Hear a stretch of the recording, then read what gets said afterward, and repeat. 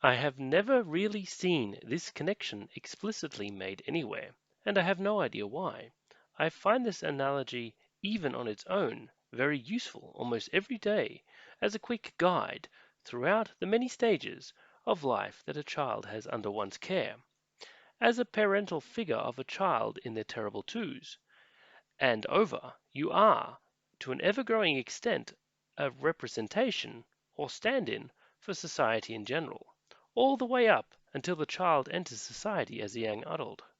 Your job is to react to the child in the way that society would do to a similarly behaving adult. Naturally, you do this in a way that is age appropriate, as well as explain these actions to older children with the necessary mental capacity to understand it. But you mimic the typical societal consequences and expectations as best you can nonetheless, in a consequent way, every single time. Repetition is how you learn after all. Quite simply, everything else does not prepare them in a safe and controlled environment for what life is like and what is expected of them, forcing them to suddenly have to grow up fast once they leave home is a recipe for unnecessary stress and can easily enough affect their long-term mental health and well-being.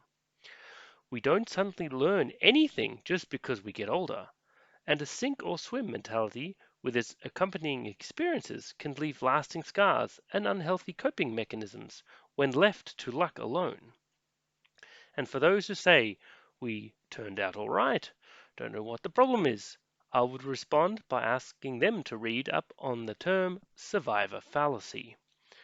Does the young adult suddenly have to learn to act independently and look after themselves when they move out?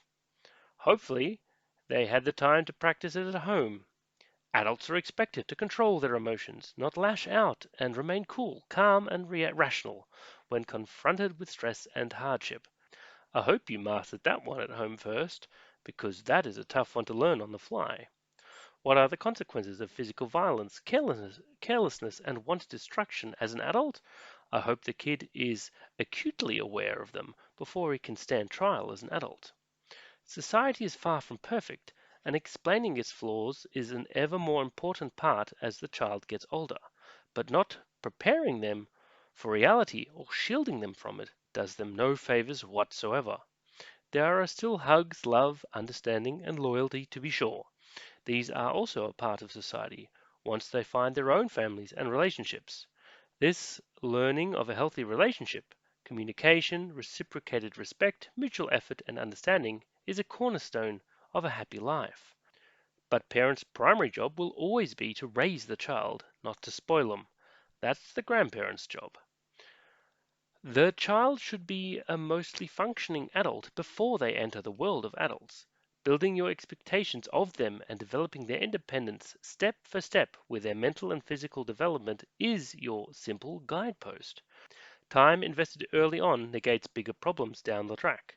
And once you have gone through the effort of raising the child, you'll find that it is a lot more enjoyable for you to spend time with the child, no matter what the age.